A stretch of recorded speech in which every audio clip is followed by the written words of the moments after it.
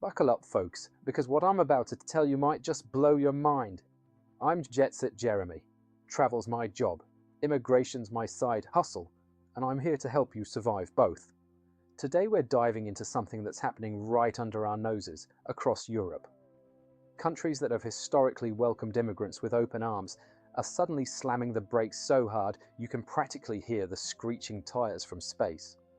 Now, I know what you're thinking.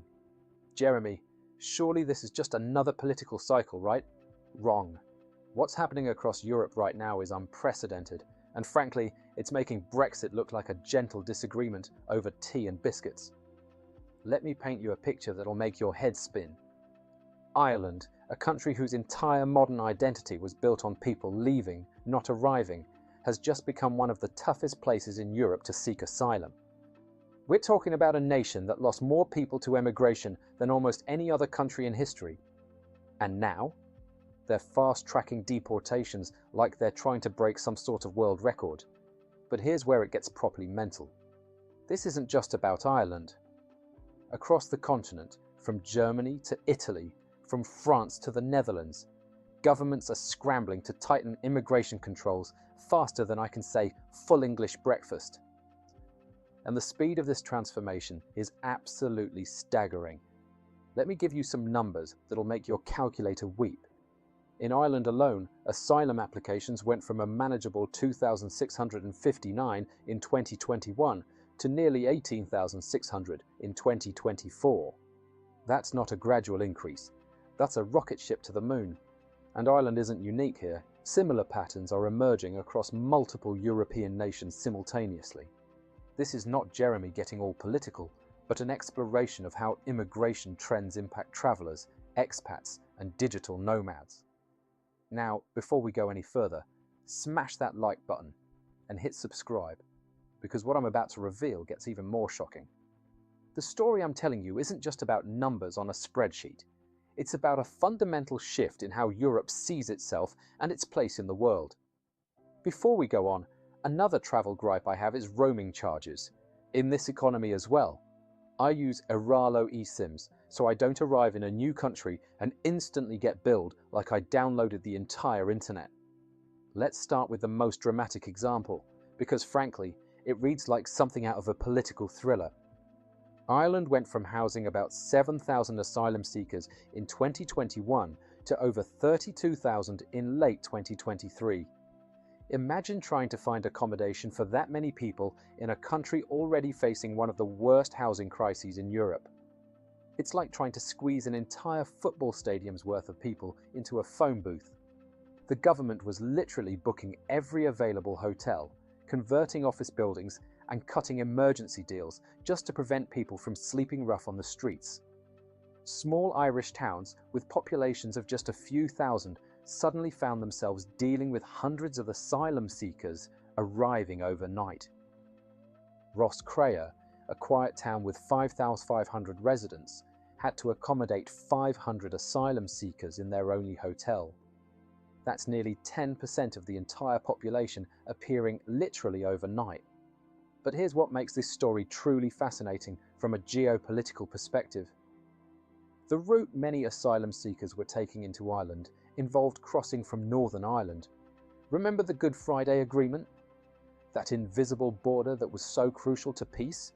Well, suddenly it became a migration highway that nobody had planned for. The common travel area between Ireland and the UK was designed for Irish and British citizens to move freely. It was never meant to handle asylum seekers using it as a backdoor into the EU. Former Justice Minister Helen Mackenzie claimed that over 80% of new asylum seekers were arriving via Northern Ireland. That's not a trickle, that's a flood. And this is where the plot thickens considerably. Ireland's post-Brexit position created a unique puzzle. They remained in the EU while sharing an open land border with the UK. This geographical quirk turned what was once a symbol of peace into a pressure point for immigration policy. The Irish government's response was swift and, by their own historical standards, brutal. In December 2023, they announced they could no longer guarantee housing for everyone seeking asylum. Single men were essentially left to fend for themselves. tent cities began appearing across Dublin. The imagery of people sleeping rough outside the International Protection Office became a global embarrassment for a nation that had once prided itself on compassion. But the government didn't stop there. They ramped up deportations like never before. In 2024 alone, deportation orders jumped 156%. They broadened their list of so-called safe countries, meaning applicants from these places could be rejected in weeks rather than months. Even Ukrainians, who had been welcomed with open arms following Russia's invasion, saw their support dramatically slashed. Now, here's where the story gets properly bonkers from a political standpoint. For the first time in modern Irish history, far-right candidates gained seats in local elections. Anti-immigration independents made significant gains, especially in areas where refugee centres had been opened without local consultation. Even Sinn Féin, historically pro-migrant, began calling for tougher controls. But Ireland isn't alone in this dramatic shift. Similar patterns are emerging across Europe with frightening consistency. Countries are simultaneously tightening asylum laws, increasing deportations, and facing growing anti-immigration sentiment. It's like watching dominoes fall, but each domino is an entire nation's immigration policy. The housing crisis plays a massive role in this transformation. In Dublin, rents have doubled since 2010. Over 40% of young adults between 18 and 34 still live with their parents, not by choice, but because they literally cannot afford to move out. Now imagine being a young Irish person stuck at home, watching the government convert hotels into emergency housing for refugees while you can't find an affordable place to live.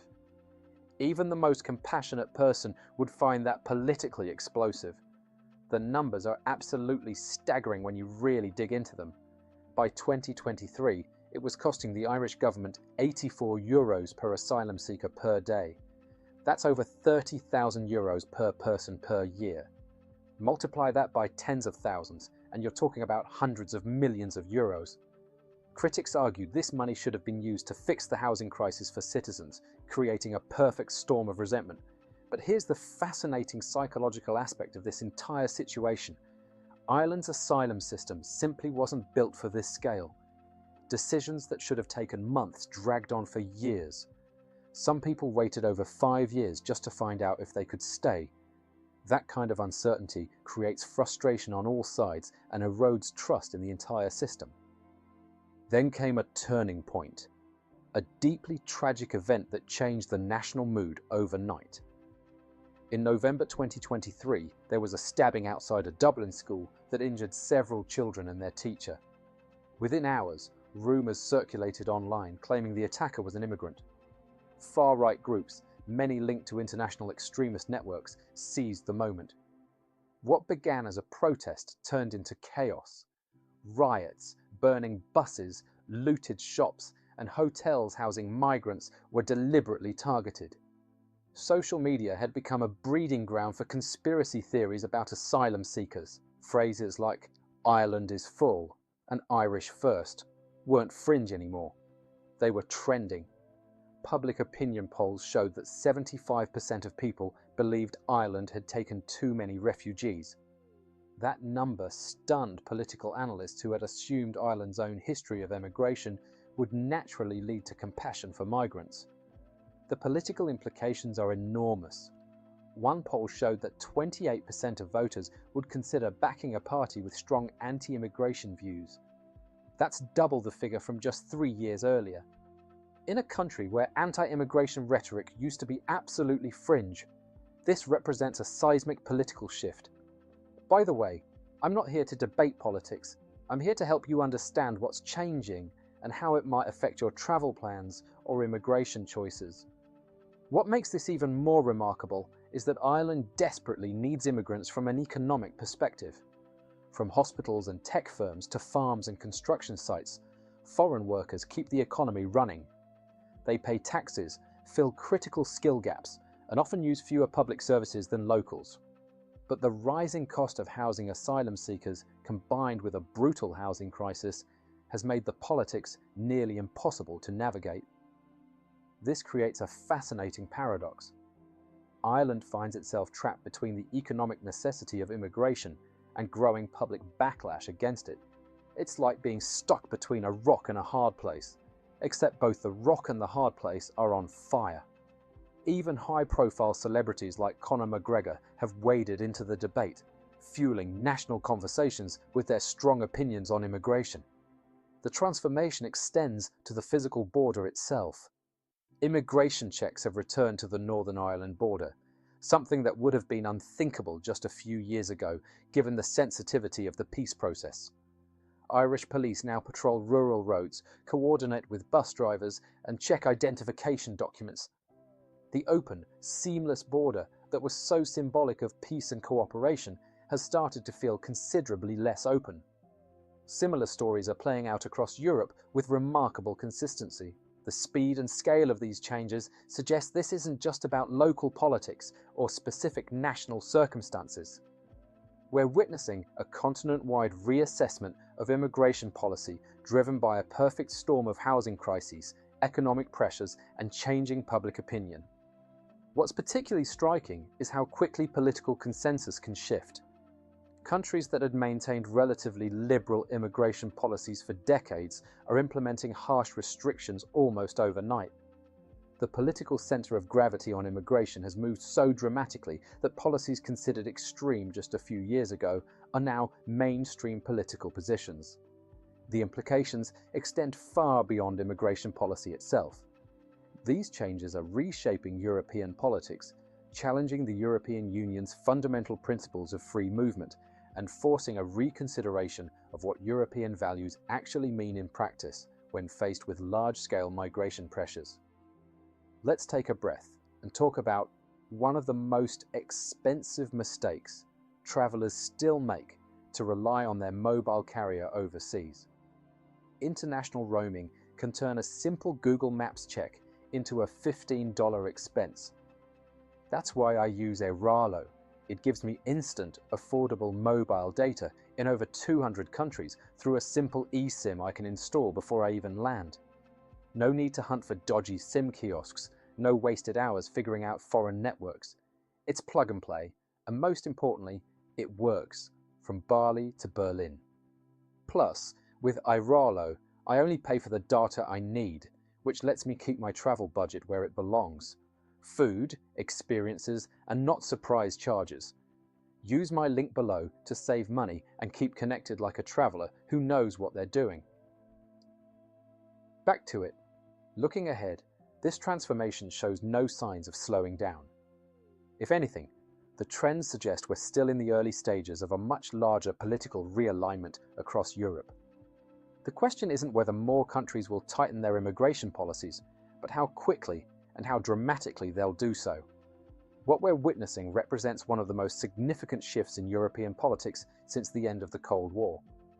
Countries are fundamentally reimagining their relationship with immigration, and the speed of this change is absolutely unprecedented. Whether this represents a temporary political moment or a permanent transformation remains to be seen, but one thing is certain. The Europe of today looks very different from the Europe of just a few years ago when it comes to immigration policy. If you're living, working, or even just wandering through Europe today, immigration policy isn't just politics. It's paperwork, border checks, and sometimes surprise hotel evictions. So stay informed, travel smart, and maybe keep your paperwork handy.